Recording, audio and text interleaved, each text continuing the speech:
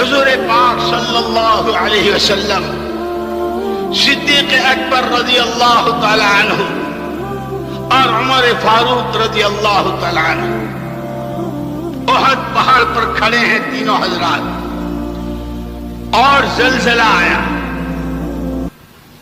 حضور نے کیا فرمایا؟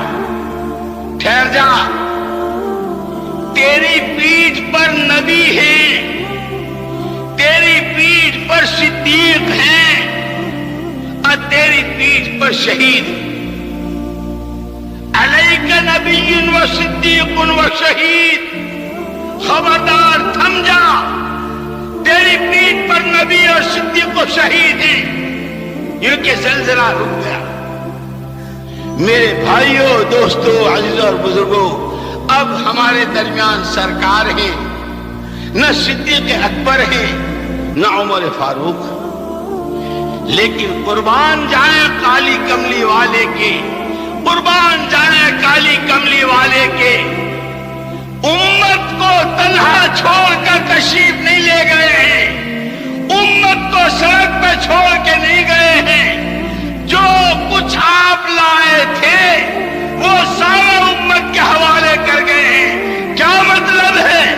آج اگر امت نبوت کی محنت کو اپنی محنت بناتی ہے، صدیق کی قربانیوں پر آتی ہے، عمر فاروق والے جذبات اور عمر فاروق والی وہ صفات کے ساتھ اگر امت اس محنت پر آتی ہے، آج بھی اللہ نے اس میں وہی تاثیر رکھی ہے کہ اللہ عالم کے حالات بدل دے۔ ایک جگہ کا زلزلہ نہیں اور ایک جگہ کا طوفان نہیں۔ ابھی اللہ میں معاف فرمایا، ہم دعوت کی طاقت کو جانتے ہیں، ابھی ہم نے دعوت کو سمجھا کہاں ہے؟ ہم نے حضور پاک صلی اللہ علیہ وسلم والی محنت کو ابھی ہم نے محنت نہیں بنایا ہے۔ ابھی تو اوراد و وظائف کے طور پر کسی کے رشتہ نہیں ہو رہا، جا بیٹا چلے میں چلا جا، اللہ تجھے بہت خوبصورت سی لڑکی دے گا۔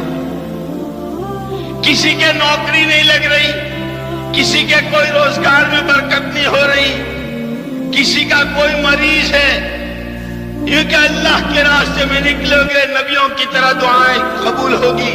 جب جا بیٹا تو چلے میں میرے واسطے دعا کرنا، اللہ تیری دعا۔ ابھی تو ماں کو، بہن کو، بیٹی کو، ملازمت کو، کارخانوں کو، روٹیوں کو، بوٹیوں کو، کوٹھیوں کو، اس کو رونے کو چلے 4 مہینے ہو رہے ہیں۔